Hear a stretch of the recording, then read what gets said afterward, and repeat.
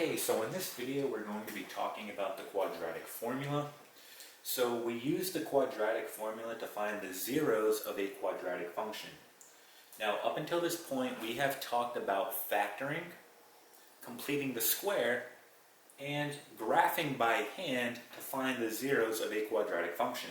So this will be the last method that we use in order to find the zeros of a quadratic function. Again, remember the zeros are where the quadratic function crosses the x-axis. Okay? Now, with the quadratic formula, you can find the zeros of any quadratic function using this formula. Okay? So if you run into an issue where you cannot factor, right, you can always fall back on the quadratic formula. Okay? So let's go ahead and talk about how we're going to use this. Our first step is we want to list out our coefficients, right, to make things a little bit easier and a little more visual, right? So I want to list out A, B, and C. So A, looking at my quadratic function, we know that A is going to be 2. So remember, we're referring back to a quadratic in standard form, which is ax squared plus bx plus c. So again, if you're on this video, you should be familiar with a quadratic in standard form. So we know that A is going to be 2. Again, we're just listing the coefficients. B is going to be 4. And C is going to be -4. Okay, so now that we have our coefficients listed, we want to go ahead and just plug it into the quadratic formula. All right, so we're going to go ahead and do that. So B is going to be 4, right? So plugging this in, we're going to have -4, and then we have plus or minus the square root of. So again, we're going to have 4 squared here. We know that 4 squared is going to be 16. So I'm going to go ahead and write that, 16 minus 4 times A, which is 2, times C, which is -4, all over 2 times A. So in this case A is 2, so 2 times 2 is 4. Okay, so let's go ahead and clean up what we have underneath our square root here.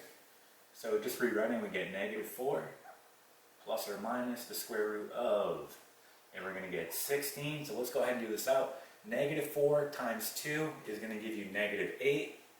And then -8 times a -4 is going to give you positive 32. So we get positive 32 all over 4. Okay, just continuing on, just rewriting, we're going to get -4 plus or minus the square root of. So we get 16 plus 32, that's going to give us 48. So we get 48 all over 4. Okay. Now, you technically could leave it like this. Okay, there are 2 zeros here, but you are going to want to simplify if you can. All right, so if you can simplify, you want to go ahead and do that. So let's take a look at our square root here. We have the square root of 48. So what we're going to do is we're going to break this down. We're going to use prime factorization to do this. So we have the square root of 48. Okay, so let's just go ahead and simplify this down. 2 numbers when I multiply will give me 48. Let's just do 8 and 6. Okay, let's break these down. So we get 4 and 2, 2 and 2. This will be 3 and 2. So again, remember, we're looking for pairs that we can take out. So if I look here, I have a pair of 2. That can come out. I also have pair here, so that can also come out. So essentially what you're going to have is 2 times 2 on the outside, and then you'll have the square root of, well, 3, right, doesn't have a pair, we're going to leave that inside. So essentially this simplifies down to 4 square root of 3. Okay, so what I'm going to do is I'm just going to erase this side so we have room to write. And we're just going to go ahead and rewrite this. So we have -4 plus or minus 4 square roots of 3. Again, we just simplified the square root of 48.